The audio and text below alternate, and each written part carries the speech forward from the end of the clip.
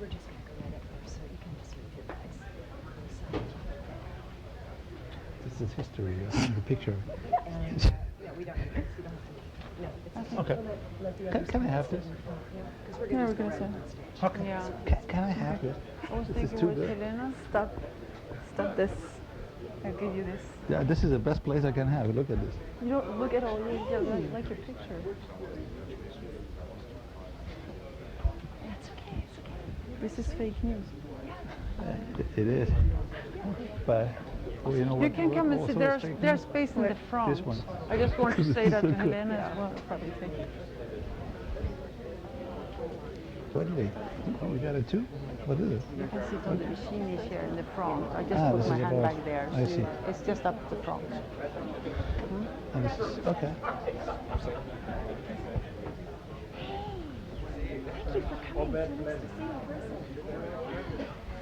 Ça va? Ça va? C'est bien. Please, everybody take a seat. Okay. We're going to have this one I've here? never had a chair. This is Yeah. good. I think there is a Not too strong. bad. There are two men coming. Yeah, you Good. could have But it- protection behind there. Yeah, we're losing it. Okay. Everybody please take a seat. Experience. We needed a bigger room, clearly. Yeah. It's actually quite good. Okay. So, welcome to the Atlantic Council. I'm Barbara Slavin. I direct the Future of Iran initiative here. And this is our second event this week. Yesterday we had a very detailed technical discussion about what the U.S. withdrawal from the JCPOA might mean in terms of sanctions and so on. Today we're going to focus a little bit more in detail about European reaction to the action by the Trump administration, and in particular European public opinion about the U.S. action, which I think is something that's very important.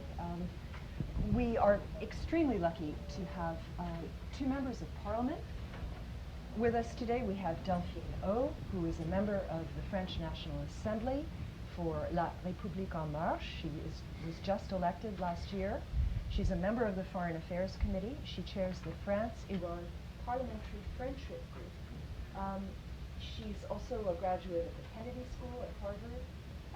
She has studied Persian. She has lived in Iran. And I think she's really well placed to talk about this issue. We also have an old friend, Omid Nouripour, who's a member of the German Parliament.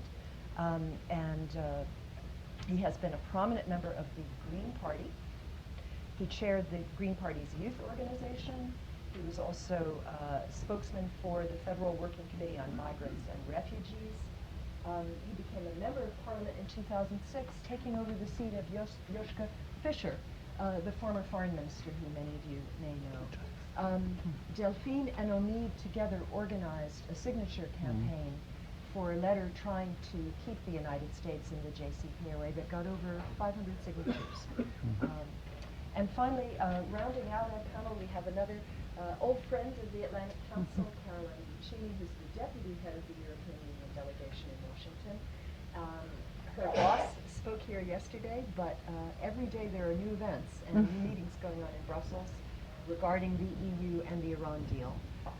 So with that, I'm going to ask you to turn off your cell phones, or at least mute them. If you want to tweet, you can use the hashtag ACIran. And let me thank the Plowshares Fund for its generous support of our Iran work here at the Atlantic Council. So, Delphine, let me start with you. How shocked were people in France when they heard the news? After all, President Macron had just come to the United States for a state visit. He had been working very hard to make the JCPOA a pillar of a four-pillar approach to Iran. Were you shocked? Were you not shocked? And what do you think the general view is in France of this decision by the Trump administration? First of all, a word of thanks to you, Barbara, for putting up this event. It's a little bit last minute. I got in touch with you just last week because we weren't sure this was going to happen. Actually, this trip was going to happen until very late. So we're very happy to be here, my first time back in DC in 3 years. So very happy to be here and with Omid. So to jump into the subject, I think, unfortunately, we could not say that we're very much shocked. I don't know if you remember, but when President Macron was leaving DC, he had a sort of a side chat with reporters where he said, I actually don't think that I was able to convince President Trump of not withdrawing from the deal, because this is about domestic politics, this is about a campaign promise that he made and he's going to keep. So obviously we're hopeful that it wouldn't be a hard withdrawal, but maybe a soft or a medium withdrawal. Turns out it looks like a hard withdrawal, but we're probably going to discuss that later. So not very shocked. One point I want to emphasize, and this is one of the reasons that Omid and I are here today in DC, is that even though public opinion was not shocked, it was quite striking to me that for the first time, this actually came into the public debate in France, and very much also in Germany. I've been actually trying to talk to the media and to public opinion about extraterritoriality for a year, ever since I was elected, to talk about secondary sanctions. And those are not issues that French public opinion is very much taken with, especially because this is very technical. And all of a sudden, so Trump's decision was last Tuesday, Wednesday I was on several media, and even mass media are talking about extraterritorial measures and what it means, and about European sovereignty, about standing up to the US. And all of a sudden this becomes something of sort of national pride, which I haven't seen for a year that I was elected, but also for a number of years before. So I would say we have to be careful with this, because it has, and it will probably become a matter of public opinion, of I wouldn't say nationalism, but of sovereignty, of pride, of standing up to protect our own interests. What the US is doing very well, has been doing very well until now, but this is something that we will continue doing. Okay. Omid, when I think of looking back at past disputes between the United States and Europe, I mean, I go all the way back to the Vietnam War, when I was traveling in Europe in the early 70s, and I didn't always advertise that I was from the United States, because there was a lot of animosity toward the U.S. involvement in Vietnam at that time. And then going to 2003, certainly when France took a very principled stand. Germany, I think, was not too enthusiastic either about the U.S. invasion of Iraq at the time. But now we're in a situation where, for Iraq, we had the British who were with us in our so-called coalition of the willing. Now it seems that really all of Europe is basically against this decision. So tell us a little bit about the reaction in Germany. Yeah. Chancellor Merkel also came here, although not for a state visit. There have been some rude headlines recently, I think, in the German press. How angry are people over this? Well, let me just underline that what Delphine just said is common sense in Europe. This is a common position we have there. And it was much tougher to coordinate the synchronization of the publication of the letter by Le Monde, Spiegel, Guardian, and New York Times than getting 500 signatures from the three parliaments, because it's a common sense. And I think what's going on these days on the JCPOA is worse than Vietnam and in the war in Iraq. The reason for that is in Vietnam people were upset of the pictures they saw, and in Iraq nobody had an idea if there is a plan for the day after. But now the core security interests of Europe are touched on, and this is what we are very, very we are not surprised, but of course we are shocked. Nobody said that the deal is perfect. We know that it had been overloaded with wrong expectations, but it's obvious that there is no deal. There won't be inspections in Iran. This is the fast track for the country to the bomb, and we know that Iran getting the bomb means that going to be a couple of other countries in the region getting the bomb or trying to get a bomb soon too. And this is the neighbor region of Europe, and this is why our security interests are now. So you're concerned about a possible U.S. or Israeli attack on Iran if it we are afraid of a lot of things. Having Iran getting the bomb means that there's going to be a cycle of proliferation in the whole region, starting with Saudi Arabia, and the worst case ending in Turkey.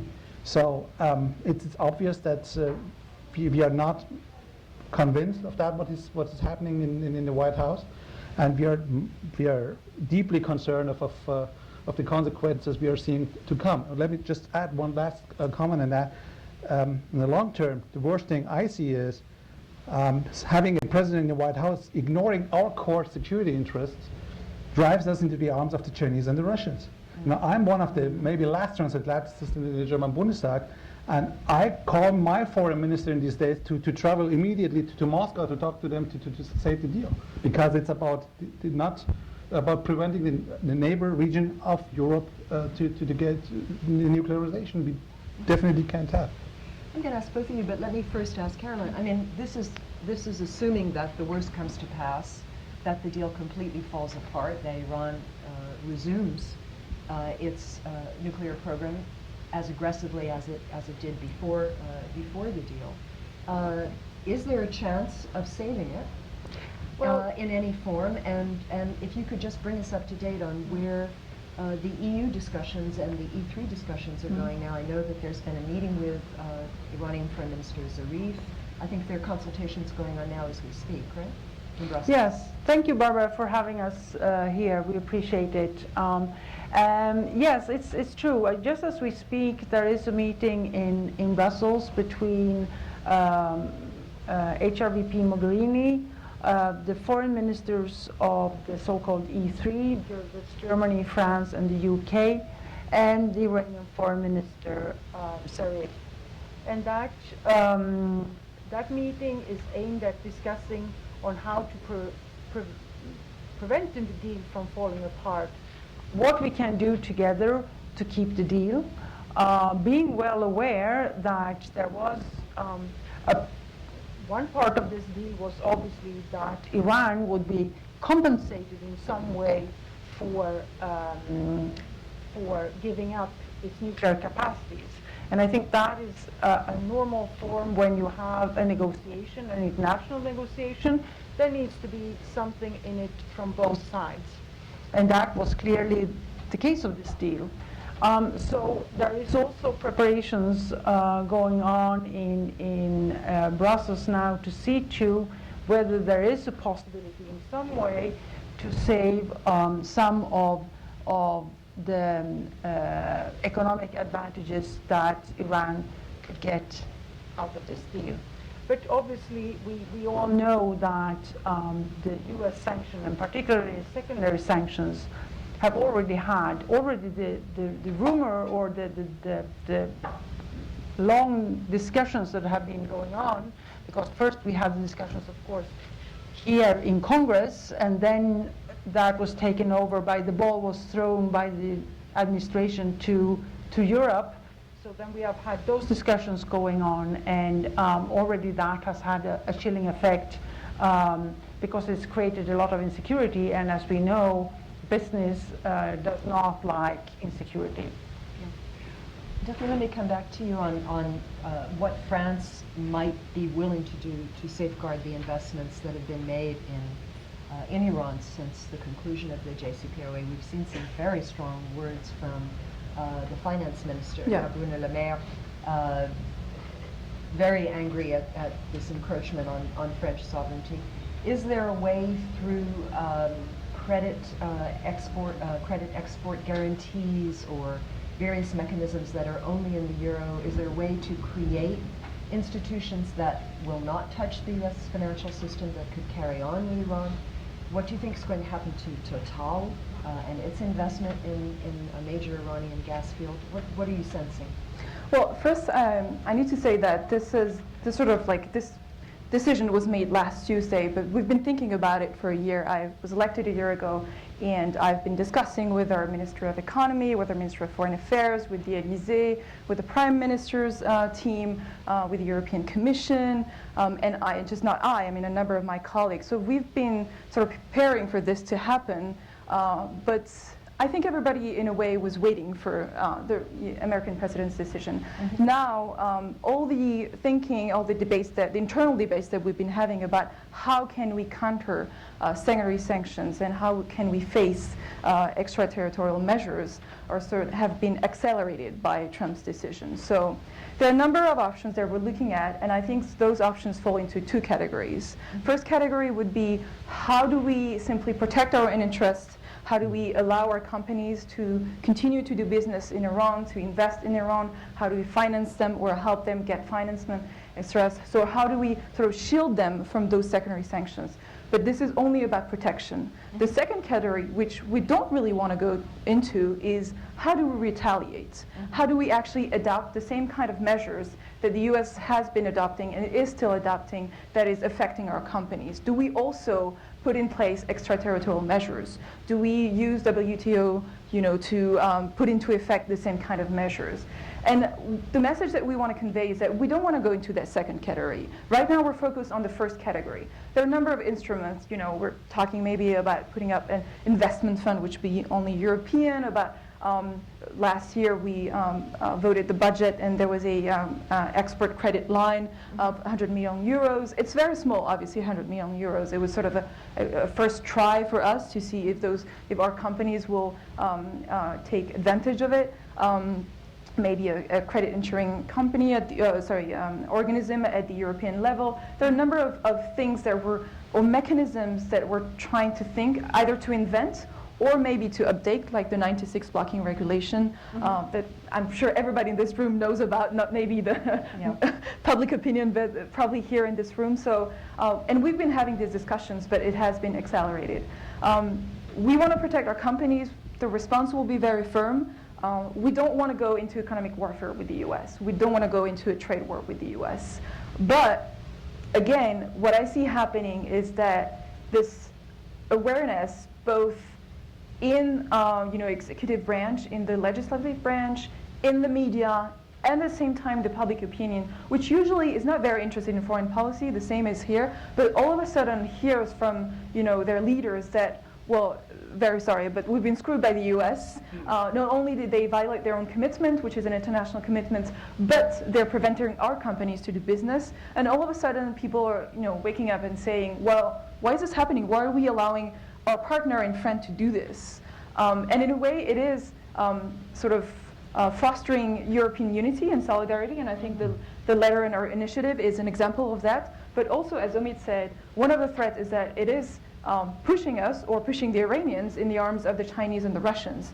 And what we want to stress is that it is in nobody's interest, neither in ours and surely not in the US interest, that there is more cooperation with the Russian or the Chinese, or Russian and Chinese companies benefit more from the deal than we are. So there are a number of mechanisms that we're trying to either, again, update or put in place.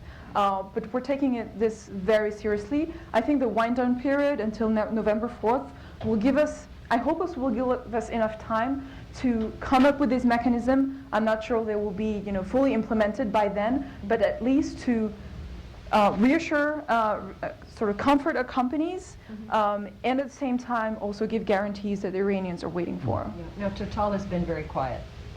Yes, and to be honest, I mean, I met them before President Trump's decision, and they said if it's a hard withdrawal, we will withdraw. But because they said we don't trust our own government to be able to fully protect us, which is in a way true. And I mean, I am not part of the government, I'm part of the legislative branch, but it's true that there was until now no political will in France or in Europe to actually stand up to the US. I think this has changed. What I see, and in Germany, maybe less so in the UK, but in France, in other countries, and especially with our president, who both, at the same time has a very good relationship with President Trump, but also has been using this concept of European sovereignty during the campaign. Ever since he was elected, it sort of comes up again and again in all of his speeches, European sovereignty, European unity. I think it's a very important concept that we're trying to materialize now. Yeah. Of course, I mean, this comes in the context of other steps by the Trump administration demanding that NATO members spend more on their own defense, coming out of the Paris Climate Accords, moving our embassy in Israel to Jerusalem, a lot of steps that have obviously not been popular in Europe.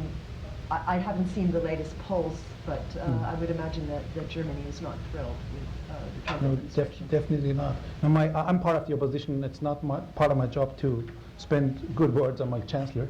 But I fully agree with that, what she said recently. And she's not very famous for a southern temperament.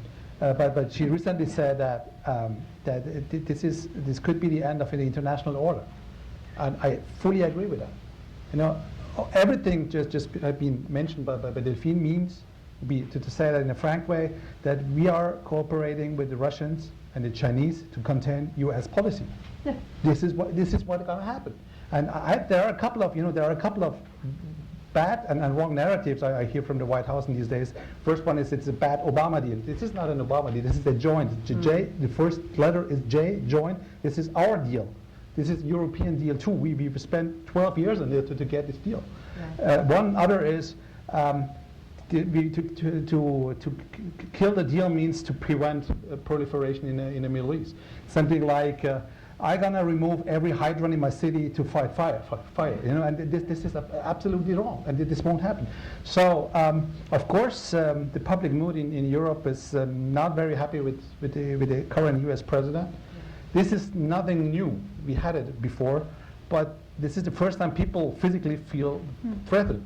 And this is why this won't happen like they think, that they put some pressure on Iran. No idea, by the way, I have no idea how they want to do it. Maybe by calling for new elections in Iraq or something, no idea. But we're going to push Iran a little bit, and then the Europeans are going to follow. It won't happen. We can't afford that.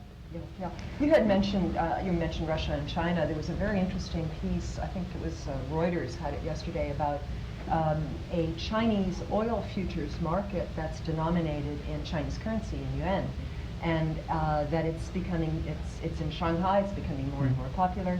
China already buys nearly half of Iran's oil exports, right? So, I mean, this notion that we really could be simply strengthening alternative institutions that in which the United States has no say, and Europe has no say, instead of the institutions that we're all familiar with, I think is something that one should really take into account. What will this mean for, and maybe this is also for Caroline, what will this mean for the use of sanctions in general as a tool of diplomacy if countries like China can find fairly easy ways to circumvent them? I just wanted to say one more thing when it comes to Europe compared to how it's seen in Europe compared to the United States, which I think is quite important. In Europe, this is as Omid said, this is anchored in a sort of multilateral context and in a UN context. This was an agreement that was blessed by the UN Security Council. It has engaged the P5. It is therefore seen not like a U.S.-Iran deal or EU-US-Iran business. This is multilateral. This is a part of the UN architecture for non-proliferation. Non-proliferation. The only successful non-proliferation that has been done through agreements that are that you can verify, where you can make inspections. There has been no other type of successful non-proliferation done before, and will probably not be after either. Therefore, we find this to be somewhat reckless, that you have an agreement, a multilateral agreement, an architecture in place, inspection in place, verification in place, and you blow it up to replace it with what? To a situation where there is no agreement whatsoever, with some, and what we are asking ourselves now is, of course, what is the plan? Because that is, unfortunately, it seems like 6 months and more than that has been spent on how to dismantle the JCPOA, but I still, and I think the EU and the Europeans are still waiting to see what is this going to be replaced by? How are these negotiations going to happen? What is this all-encompassing deal that has been asked for because the JCPOA was deemed to be too narrow? How is that going to be put in place? I think that is the big question right now. When it comes to sanctions, yes, there is a risk that we are sort of driven towards a way of sort of undermining sanctions, and that would be very unfortunate. I think one of the best examples of strong transatlantic cooperation that we have seen during the last years have been the joint sanctions on Ukraine. That was something that has functioned very well. The EU had a system with a rollover every 6 months. We were constantly pursued by the US administration in view of that rollover to ensure that we were going to do the rollover. And those sanctions have been deemed extremely successful. The economic brunt was taken by Europe because we had such a big trade with Russia, but because they were joint. Now we are unfortunately out of lockstep with the United States. And what was also successful when we put the JCPOA in place was that there had been US sanctions for a very long time on Iran. But it was first when Europe went in with its sanctions that we were able to bring Iran to the negotiation table. So now we are, instead of being in a strong situation when we are together, we are all of a sudden on two sides of this affair in a very unfortunate way.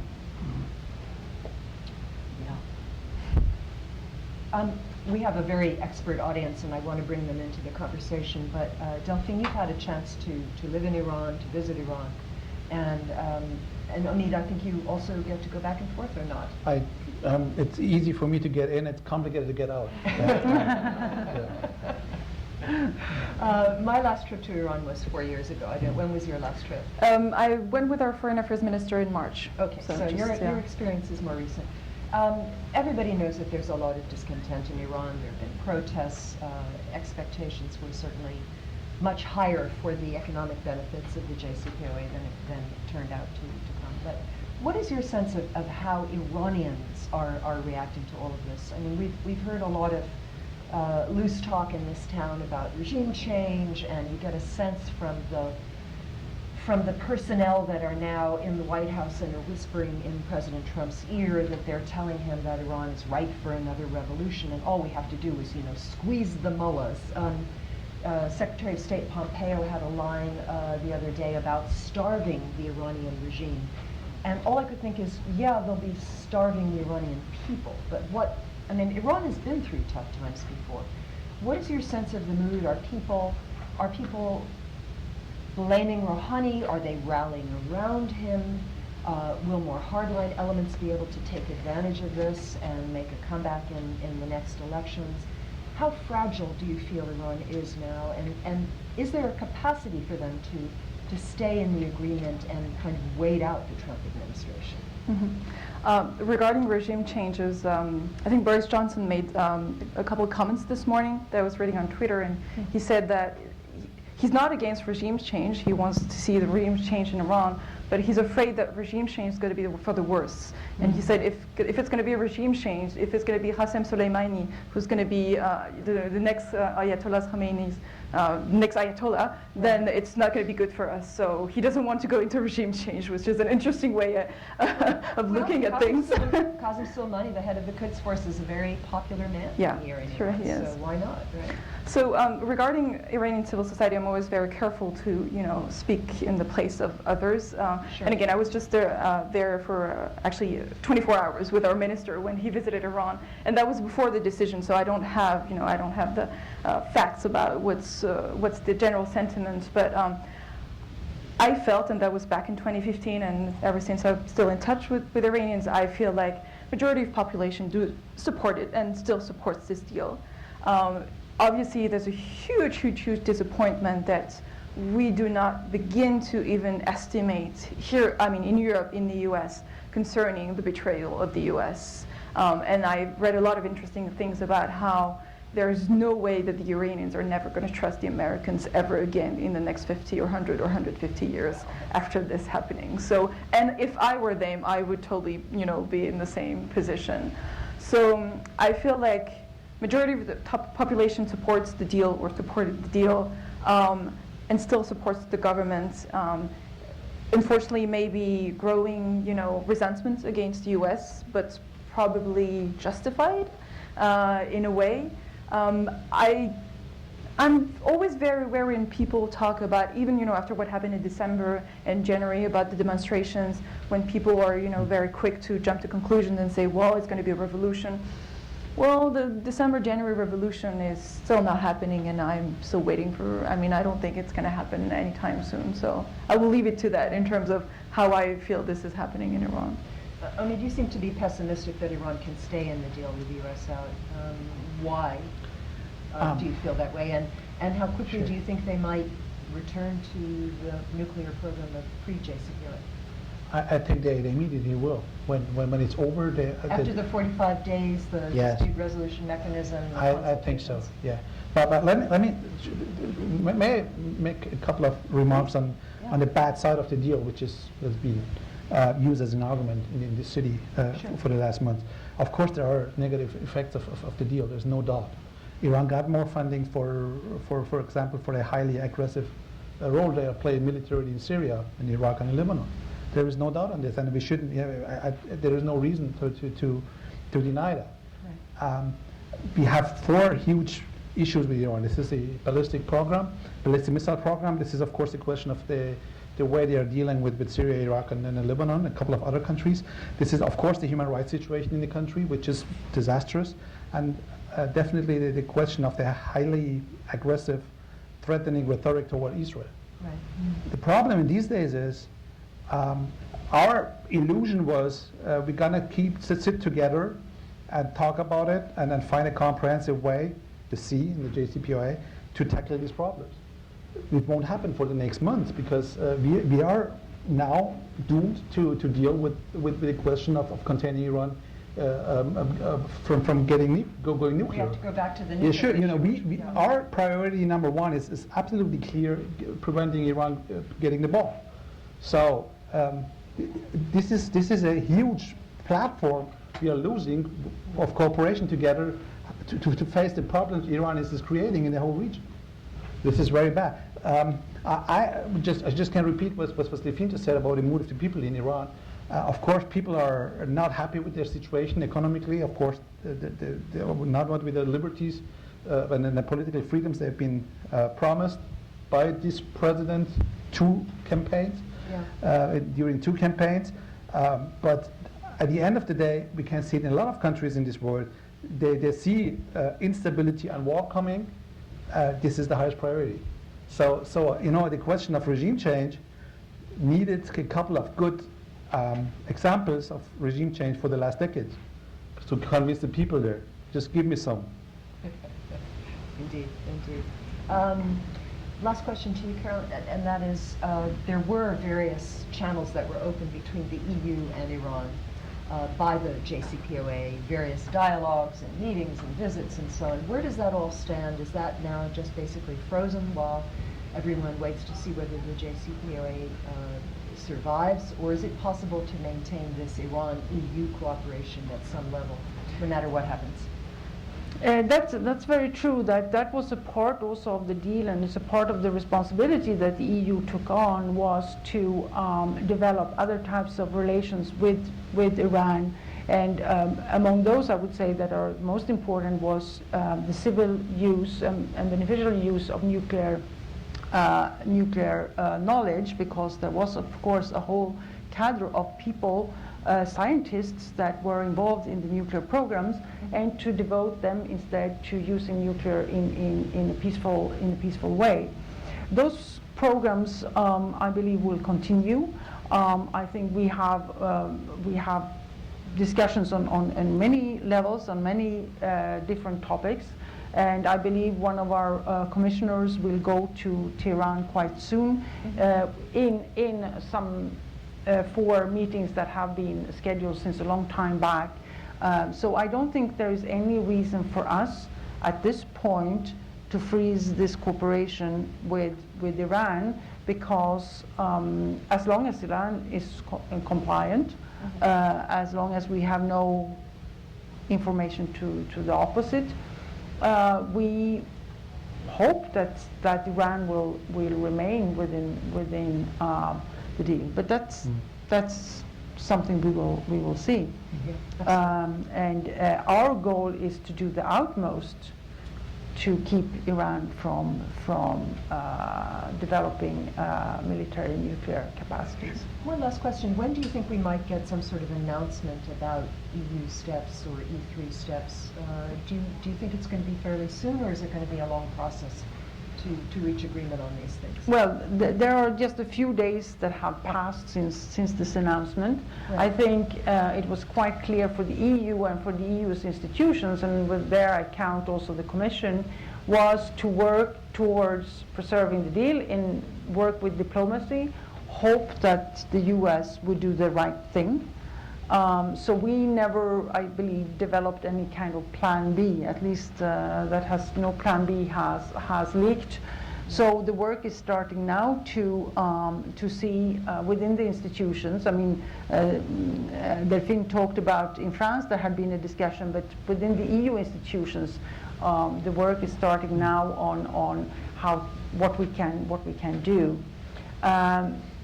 I don't know when this can be announced. It has to be discussed. There will be a meeting by the college. That's all the commissioners tomorrow, Wednesday. They also always have meetings on Wednesdays.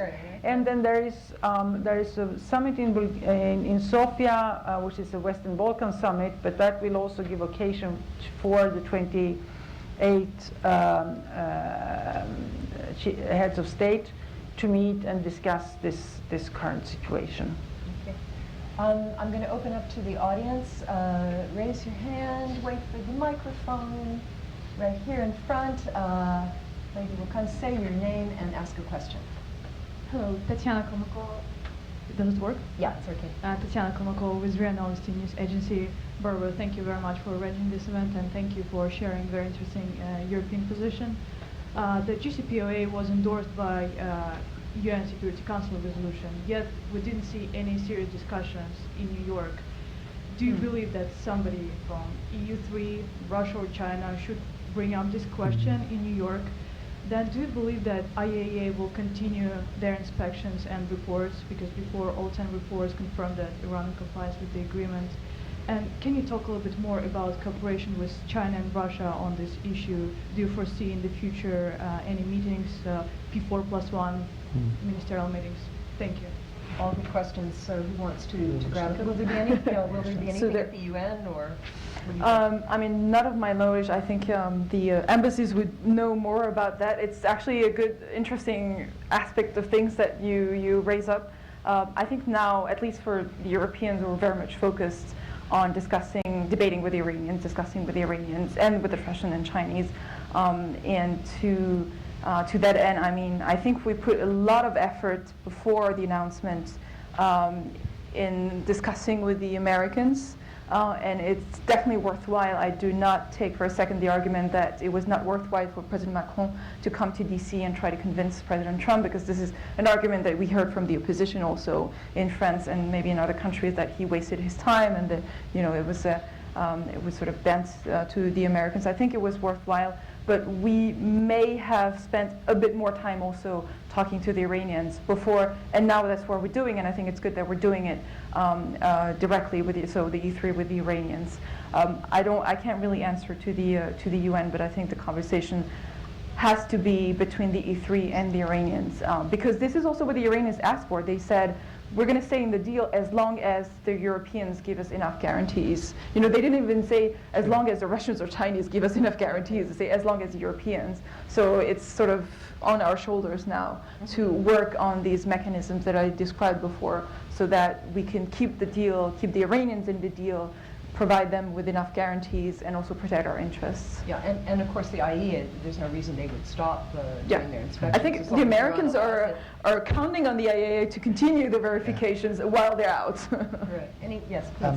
I wouldn't involve the UN Security Council yet, because there is one huge question I didn't get an answer from this city.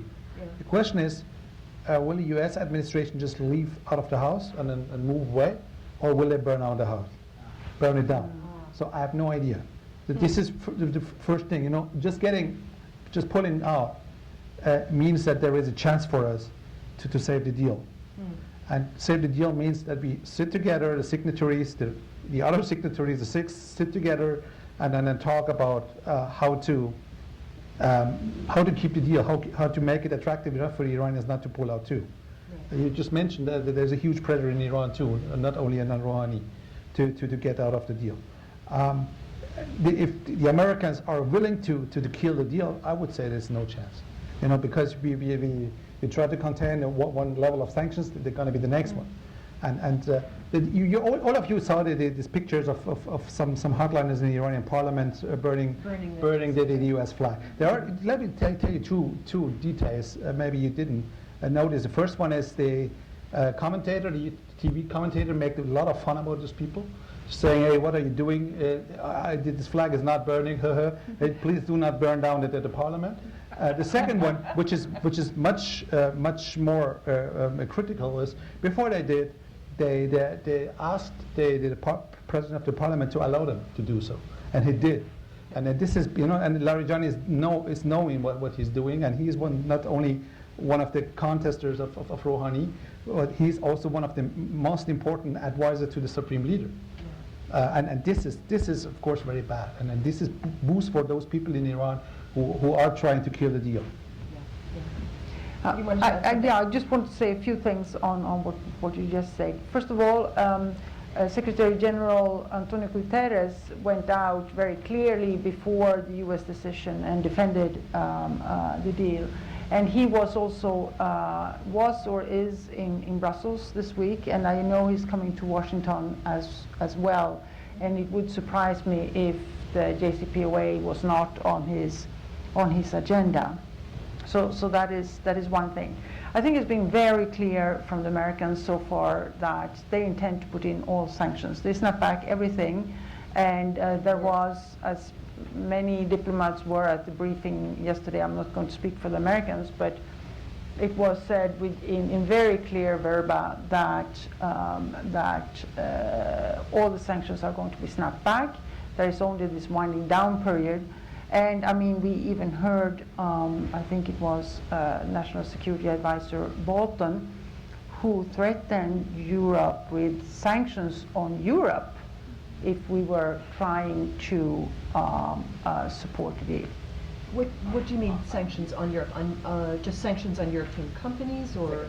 Yeah, to sort of go after particularly Europe. That's how he expressed it.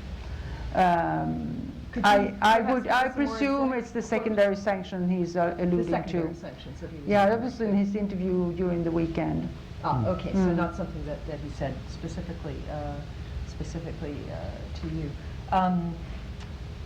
Okay. Yeah, please. We have another visitor from Paris, so we're going to come a long way. Thank you very much for this panel, and thank you all very much for your effort to try to save this important nuclear deal with Iran. As Mr. Omid Nouripour just said, this is very important what Mr. Larijani did. He knows what he's doing, and he knows that Iran has politics and therefore elections.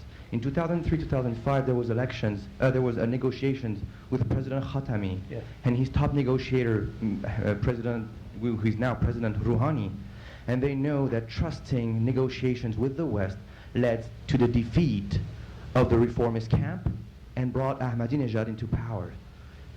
Iran still has politics, and it is not because Do you have a question? hardliners in Washington believe that regime change can be an option because of this content in Iran.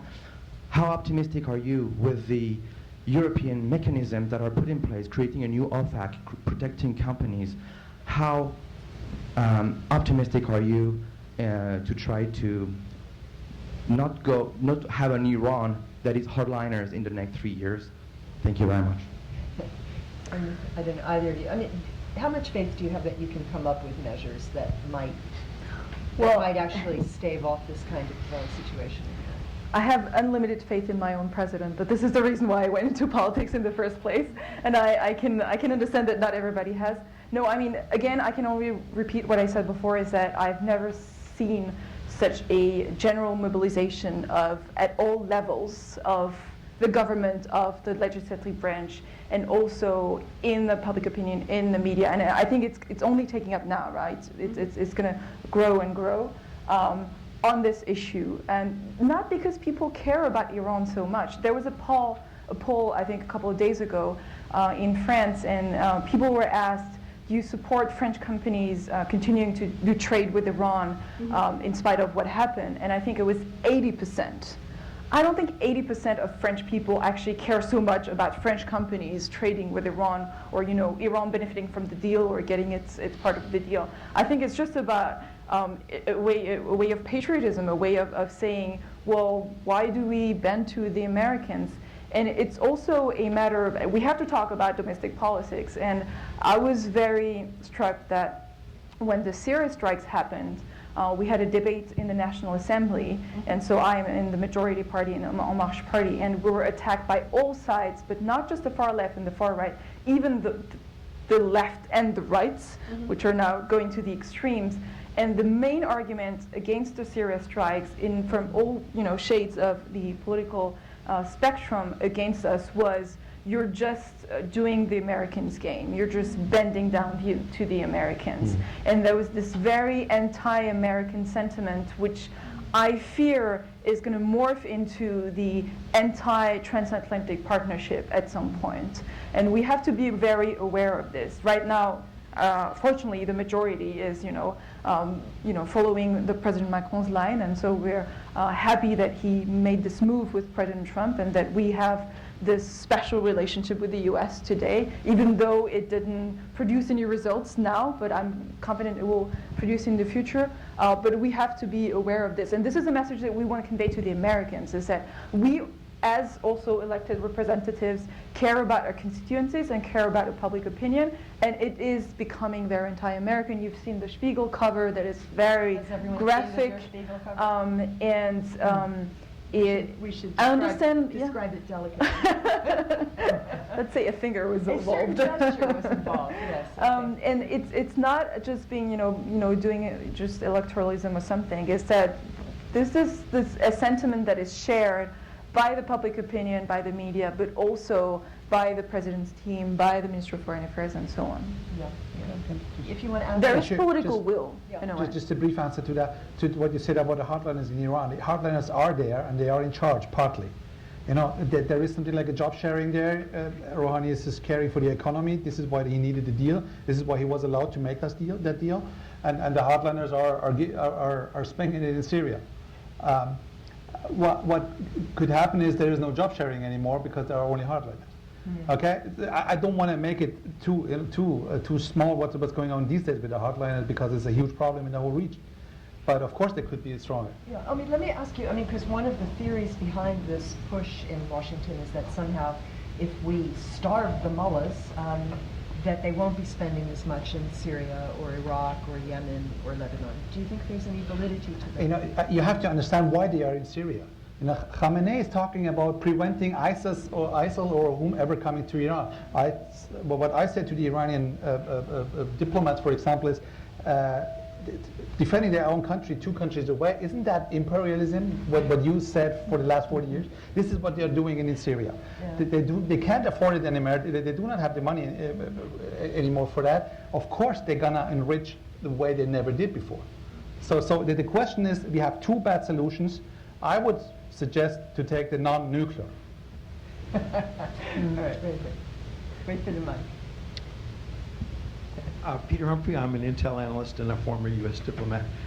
There was a huge verification hole in the regime in that Iran gets to deliver its soil samples to the IAEA rather than have the IAEA actually go onto the bases and grab soil.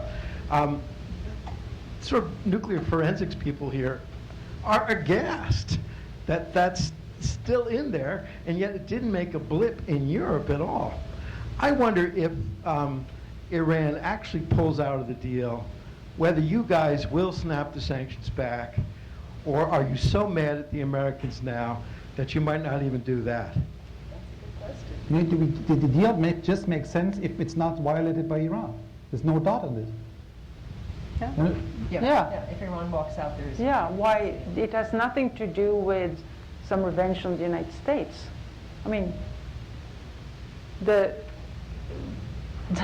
But if nobody's interested, we Iran withdraw. will, No, that is the threat against us, is that Iran goes nuclear. Which, when this falls apart, that might happen. No, I didn't say goes nuclear. I said pulls out of the deal.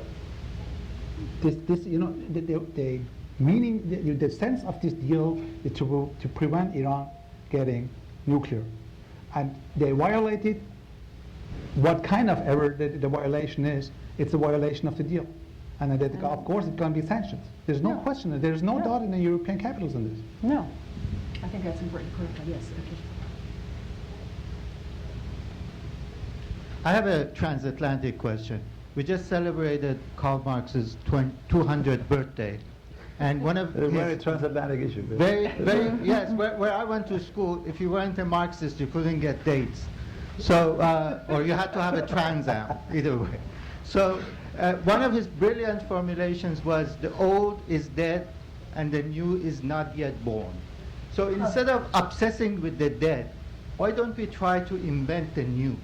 For example, a progressive transatlantic alliance that aims at, among other things, to educate American people. Because this level of ignorance is going to be a threat not only for the world, but for American people. I think that's part of what we're trying to do here at the Atlantic Council. It's a very good answer. But you know, if somebody wants to give us more money, I don't get as much money as the head of the Foundation for Defense of Democracies, unfortunately. Yeah. Who does? This gentleman in the yeah, over there, right, yeah. Hi, Zashalom, I'm with Harvard University, and I have been working on this issue, like especially secondary sanctions, for the last couple of years. And I was always trying to explain to the German government in particular that European companies are regulated in Washington and not so much in Brussels.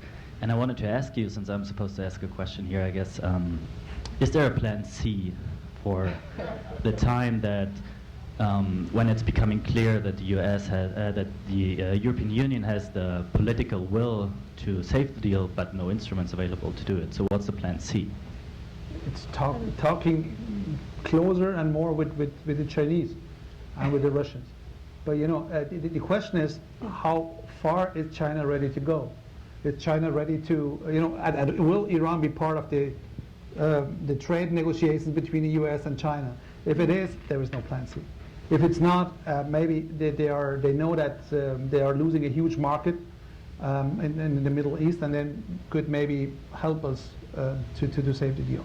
But of course, that issue, China is much more relevant for us than Russia. It's more than the market. I mean, there's Belt and Road, there's Sure. the whole Chinese Absolutely. imperial project, Yes. which is, and you know, the kind of solidarity that you see between China and Iran as developing countries, and I mean, I think we really underestimate how much the withdrawal from the JCPOA is making China great again. And Making China great again, absolutely. To answer questions, I mean, if you're an expert in secondary sanctions, I won't teach you anything, but I talked about the 96 blocking statute, which is a European regulation. So we've been talking about this, about updating it for a while. There are a number of issues with this regulation. The first one is that, so what does this regulation do? It forbids European companies to comply with American sanctions. The problem is when we talk to European companies or French companies, they say it's a double penalty. Yeah. So we're affected by American sanctions, but then the EU is telling us if you comply with those sanctions, you will be sanctioned again.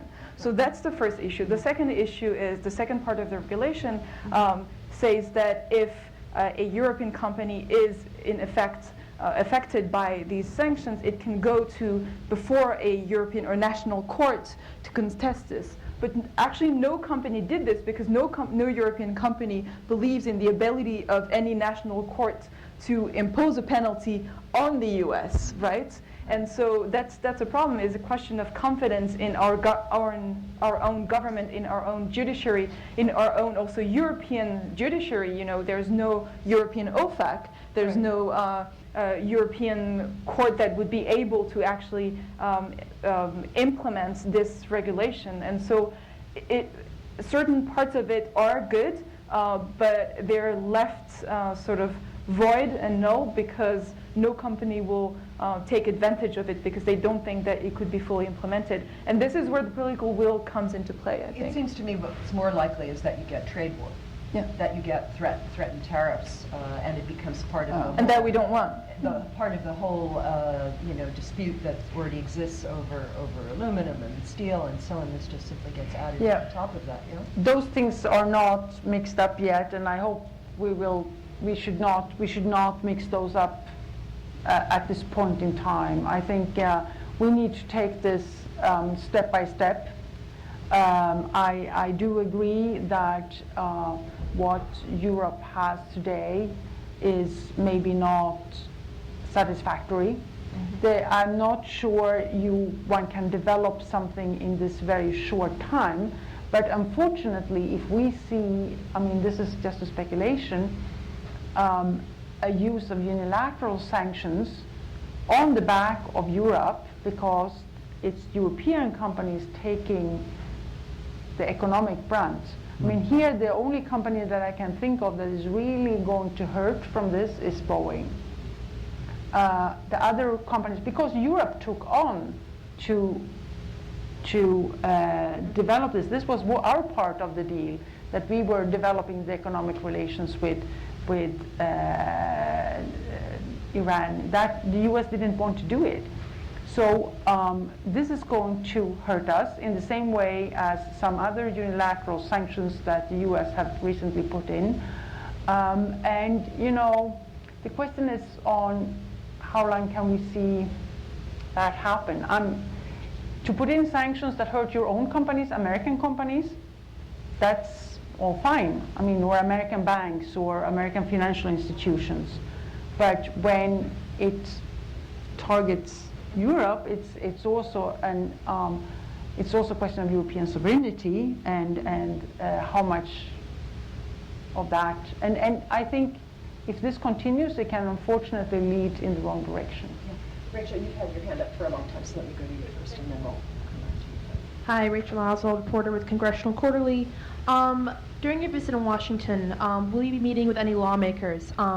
What is the role of Congress in all of this? I mean, there was a narrow bipartisan vote against the Iran deal in 2015, but there's also Republican opposition from some noted figures, particularly in the House. Leaders of some of the top national security committees have come out against U.S. withdrawal. Do you see any hope of Congress acting to dilute some of what Trump has done? So we came here as, this is sort of the second phase, and the first phase of our initiative was the letter that Barbara mentioned, and so we wanted to follow up on this letter and have actual conversations with congressmen and women and with policymakers. So we actually just started this morning, and we had meetings in the House right before coming here, and we have meetings tomorrow in the Senate. What I can say from our meeting is that how can I say this? It is very unclear what any elected representative really wants or has any idea about what Plan B is. I mean, on the Democrat side, it was very clear, that they opposed the withdrawal, and it's sort of, but they're in the minority. On the Republican side, I'm not sure I really understood what is their position, and what I hear is that we don't know what the administration is going to do anyway. And so we asked them, but what are you going to do? Because you're also politicians, and we're also politicians. We don't make foreign policy in our own countries, but we'll still decide to take matters into our own hands to support our government's, policies and efforts by coming here. Nobody asked us to come here. Actually, none of our governments asked us to come here. We did this on our own. And so I feel like when we ask congressmen and women, what are you going to do, especially if you're in the Republican Party, to weigh in on these issues, I didn't really get a straight answer. Okay. Jeff, wait for the mic. Welcome to Washington. Thank you very much. Thank you for coming here. I have 10 short questions. Say your name, Joe. My name is Joe Sorrentioni. I'm with Plowshares Fund, but I'll limit them to 2. First, this agreement has been criticized by some here as being an executive agreement and not a treaty. Did any of the European countries bring it before their parliaments for approval or before the European Parliament? We all treated it. It's a plan, it's not a treaty, so it doesn't have to be ratified. Thank you very much.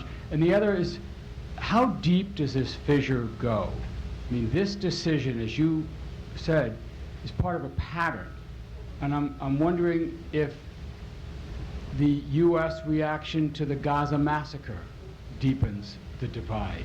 Does the emerging U.S.-Israel-Saudi partnership deepen the divide? How bad could this get? That's yours. It's not deflected to me.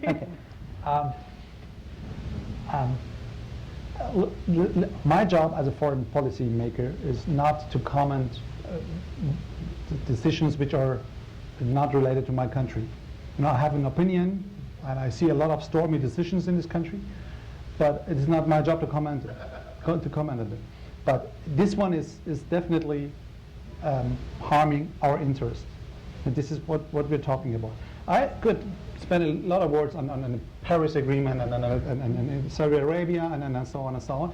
But you know, let me bring a very historical comparison to that what is happening.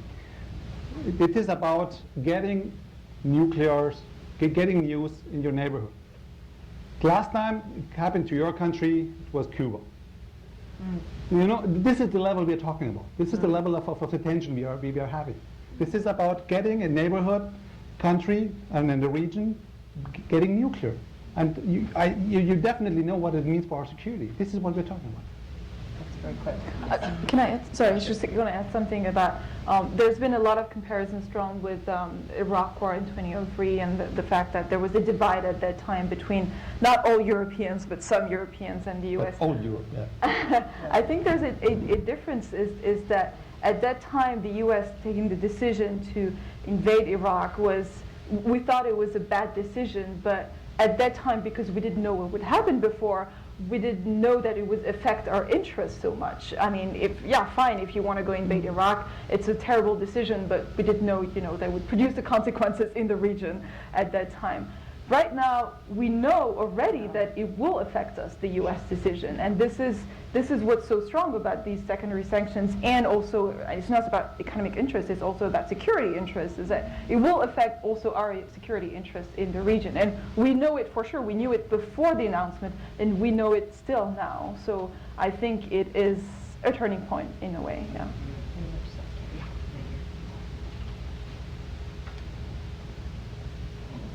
Thanks. Jean-François Boitin with CEPI in Paris. I have a quick question about the state of public opinion in Europe, because I'm wondering whether people do make the link between this decision to withdraw from the JCPOA and the sort of constant demeaning and bad-mouthing by the President of the European Union as an institution. The really pretty silly, not to say idiotic critics from the Secretary of Commerce on the trade barriers in Europe. We spent an hour yesterday putting China and the EU exactly on the same footing. So, this decision was really a slap in the face of the French President, German Chancellor, Boris Johnson, made on May the 8th, V-Day, which is a pretty nice diplomatic choice. So I wonder whether people do see all that, and whether it's kind of the proverbial straw that is going to break the camel back, or as we say, la goutte qui fait déborder le vase. And if you want to add anything to it, it was Victory in Europe Day when President Trump made this announcement about the new ambassador of the United States to Berlin immediately twittered that the German companies had to withdraw from Iran immediately.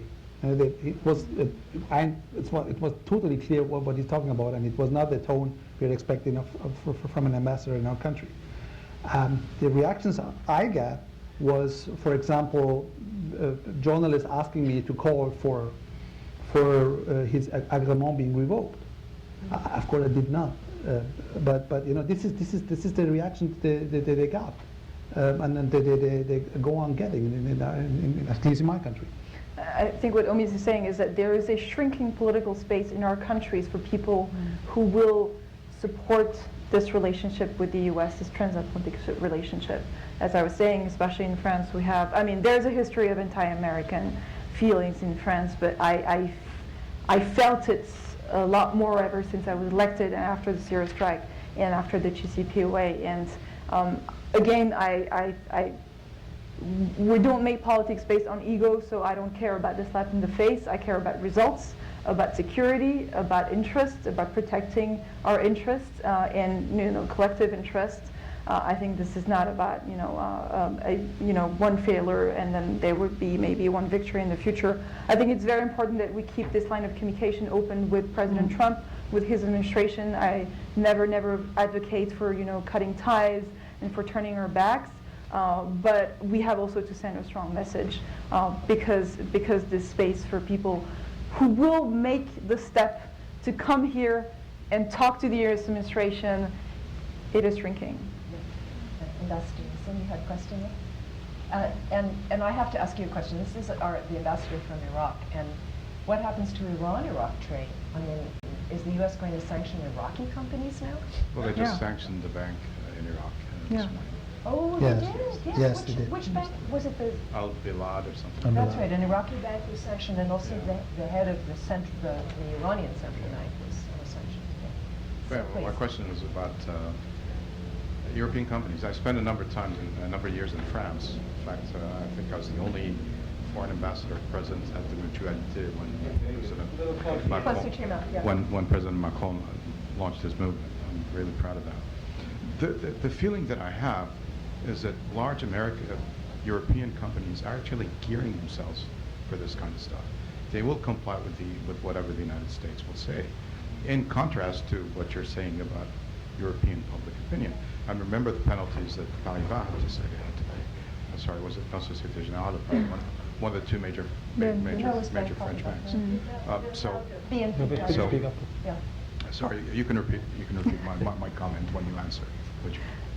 So the question was whether the major European companies, multinationals, would not withdraw. And I think they will. I think the question is whether smaller companies will stay and whether you can kind of cobble together enough incentives for Iran to stay in the deal, even if the big banks definitely don't go in, even if Total pulls out, Siemens pulls out, Alstom pulls out. Even before the announcement, we've seen over-compliance on the part of big European companies and banks especially. And I talk a lot also to the French banks and the Federation of Banks, and they are really over-complying. I mean, before the announcement, they had a sort of a gray area where they could, act, and they did not use this gray area. They were really, really retracting. So, yeah, I mean, what you said, Barbara, is right. The situation is very clear for big company. For SMEs, it will be maybe different. But again, I mean, there's also patriotism, from the companies, and they say, well, we want to do this, not just for economic interests, but also because we want to stand up. But we need the government to help us. And we haven't seen the government until now help us or show any sign of willingness to go in that direction. I think it is changing. Yes, please. A few words on that. We had a similar situation 6 months after the deal, when the Iranians said, hey, we have the deal, and we did not violate the deal, but the effects we were expecting were not coming, because your companies are hesitating to invest. This was why John Kerry went to London and met with the bankers, trying to encourage them to invest in Iran. This is what could happen again, but this is completely different than having Iran getting out of the deal because there is no chance of getting investments ever again. This is the difference we're making. It's not about only the blame game and giving the hotliners in Iran an excuse to withdraw. It's of course about the question of the deal itself and the effects. They are not similar and not equal. And this is exactly what we had 1.5 years ago, and they are still in the deal, and they're still getting inspections.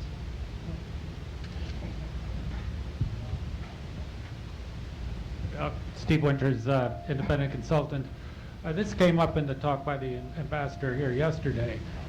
So I'm just trying to think of the thinking here in D.C. And there's this line of argument which goes, again, that says, oh, well, look, some of these European companies are just selfish. They just want to make a buck. You know, they don't really care about the, Like the Facebook? implications. For instance, in Germany, the business groups were actually pressuring the government to get along with Putin better. I mean, because they wanted various deals.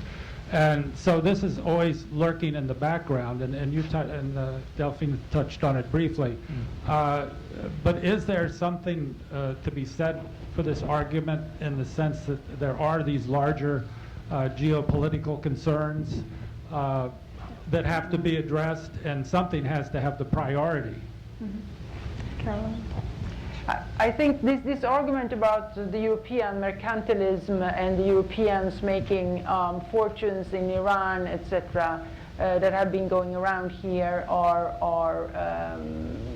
pretty ridiculous, actually, because it's I mean, anybody can study trade statistics, and it's open statistics. You can see what question is it, and what is forgotten in this debate is that when you make an agreement like this, Iran needed something. Iran had also to win on this in some way. They gave up something that was incredibly precious to them, and they were promised economic compensation in the sense of possibilities to trade, which had been closed for them for a long time. And I think this administration will discover this with North Korea as well. There's nobody giving up something like this without getting anything in compensation. And Europe took on this. I mean, how should Europe do it? How could we open for trade without our companies being involved? I mean, this is a circular argument that I don't understand, that people can't understand here. So I think, you know, any company, and that's enough to look at the size of the market of the United States and the size of Iran. I mean, it's an obvious choice that you make. If you would be banned out of the US market, why would you choose Iran? I mean, it doesn't make any sense. Companies are there for profit. I mean, we have a market economy here, and that's the way it works. And I'll add that, you know, in this 6 months wind-down period, who's going to prevent Iran from starting again its nuclear program? Us. And how do we do that? By giving guarantees to the Iranians, and by letting also our companies, you know, continuing to do trade also in this. I mean, this is very much what we're talking about. Like, you know, the U.S. administration saying, well, we want the IAEA to continue its verification in this 6 months wind-down period. Well, I'm sorry, this is not how it goes. Yeah.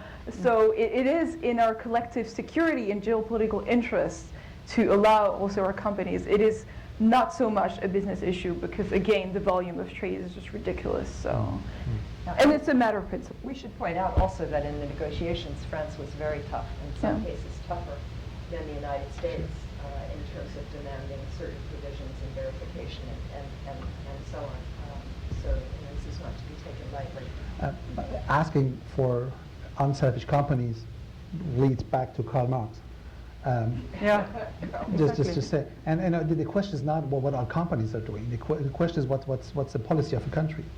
And it's they are harmed. A couple of countries in Germany, for example, are harmed by the sanctions against Russia. And my job is to hear to them, to listen to their arguments, and to at the end of the day explain why we still have to stick to the sanctions, because the Crimea is still occupied and there are still Russian militias in the east of Ukraine. This is the job. Of course, you know. But by the way, let me tell you one last Karl Marx anecdote. The Chinese recently bought a big airport next to Trier, which is the bird city of Karl Marx, and they promised us to bring any single party member as a tourist to Trier. We are expecting a huge boost for tourism there. Maybe we can take a couple of the dimes they're bringing in and give guarantees to our companies for Iran. Wonderful. All right. Yes, all the way back there. Hey, Morgan Carlston. My question is about the European Union. As you know, there's many countries there, all importing something, it seems, from Iran, whether it's fuel or carpets or fruit. Italy and Greece, of course, are the big ones with the petroleum products. What's being done to prepare for a potential loss of 10% of their fuel? We have to talk about it. Yeah. This is what's going to happen. These are exactly the questions which are the core of the negotiations of TISA next week. And in case anybody hasn't noticed, the price of oil has been going Yeah, down exactly. smartly. That's what I was saying. I think it would rather would have to look at other of other exporters, and I suppose the price will go up. That's the market economy as well. Yeah, affecting all of our economies. Yes. Wait for the microphone, please. Maybe that's an important thing to say in this. I mean, there has been no government direction of these companies to invest. If we're talking about Karl Marx here, these are Very present. private companies that have, when the market was open, saw a business opportunity and went there on their own will. So it's not that they have been directed by European governments to go and trade with Tehran. Thank you. This is I'm Krishna Dev Kalamur with The Atlantic. I've got a couple of questions. One is, you've said multiple times that you weren't really surprised by the decision. Why not formulate a plan B to protect your companies beforehand, number one? And number two, the Trump administration has said that they will approach the Europeans and come up with ways to maybe come up with a tougher and stronger deal on Iran. Has that actually happened? And if so, what positions will you start out with? So on the first question, this is the point that I was trying to make. We were trying to formulate ways to protect our companies, but it takes time. Actually, I mean, secondary sanctions is not an invention of Trump. They existed even under Obama before the deal, and even before that. So it's not a new thing, and we've been trying, on and off to come up with solutions. And we're discussing this with you right before. Actually, secondary sanctions work in the sense that they don't have to be implemented. They act as a deterrent. But also, there were times back in history where there were laws that were passed, like the Helms-Burton law or the Amato-Kennedy law. They were passed here in the U.S., and the European Union actually reacted by threatening, and the consequence is that those laws were not really implemented. So in the end, there was no trade war, no economic war, because nothing changed, even though a law was passed or a regulation was voted or something like that. So we were trying, but it does take time. It's always very complicated to come up with a regulation where 28 countries have to agree with. So already we're trying to have a regulation in France or some kind of mechanisms, and it will take more time to agree with 28. But we were thinking about it before, still hoping for the announcement to be the other way. It's just that it takes time and it's complicated to have everybody's agreement. And what about any further conversations along the lines of this fix that was being talked about on other issues with the United States? Is anybody in any mood to continue those conversations? There is a need for that, but there is no space these days. This is the of course we know that we have to tackle the Iranian ballistic missile program, but first we have to save the deal because of the reason we just mentioned. Right. So it's going down the list of priority. And I think there is an expectation in Europe now that the United States will come up with a solution to this situation, and how the Iran is going to be impeded from leaving the deal, and how this is going to be verified and monitored, etc. We have not seen, and as you said, Congress was thinking about this for quite a while, and said we cannot come up with anything. Then the ball was thrown to Europe, and the E3 have had a discussion with the United States, and were not able to agree. So because the US did not accept the conditions we put up. And then now I think it's up to the United States to come up with the plan. And I believe that there is work ongoing on that, but that you have to ask some American diplomats. Part of it seems to be additional sanctions that go beyond simply bringing back the old sanctions, as we saw today.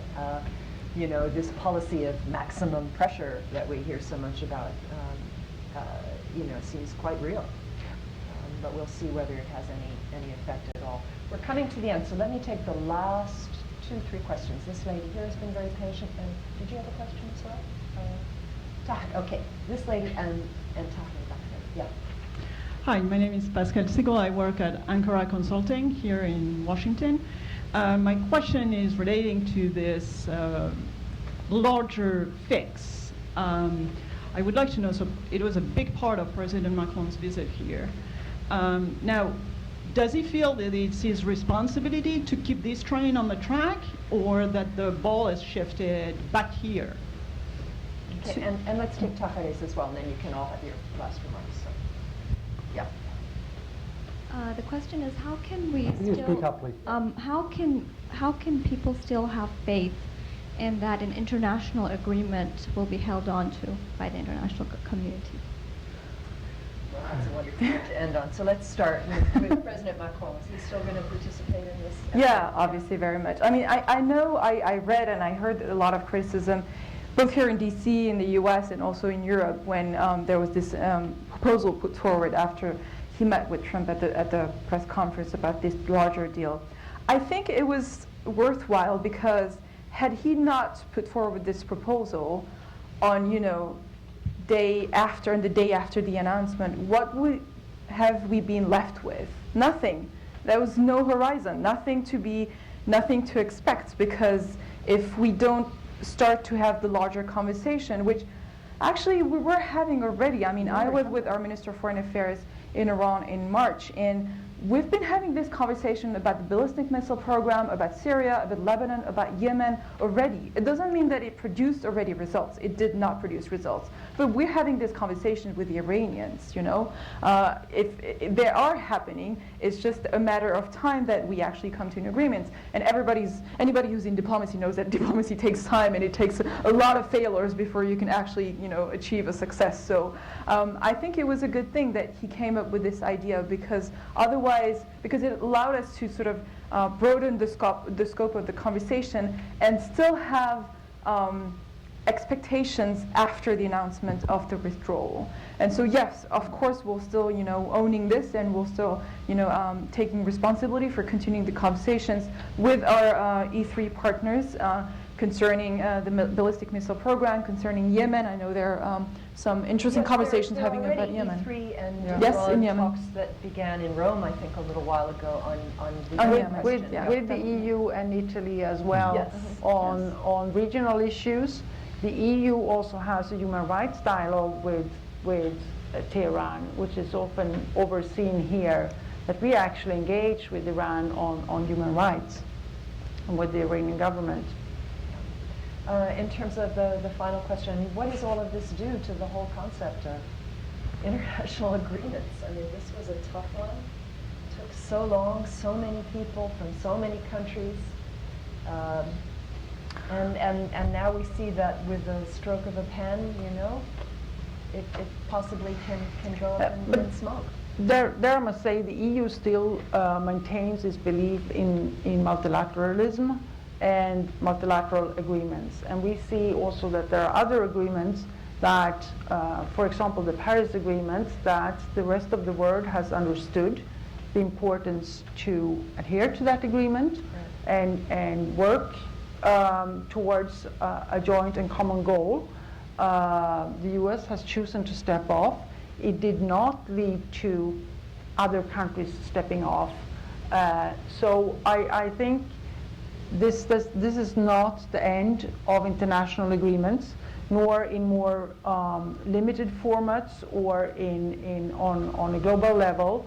And the EU very strongly believe in that. And we will see if the US will come around or will prefer to stay outside sort of a multilateral world order, which we would think would be a great loss. So we hope for the US to sort of come back to and realize the value of a world order that is organized in a foreseeable and legal way.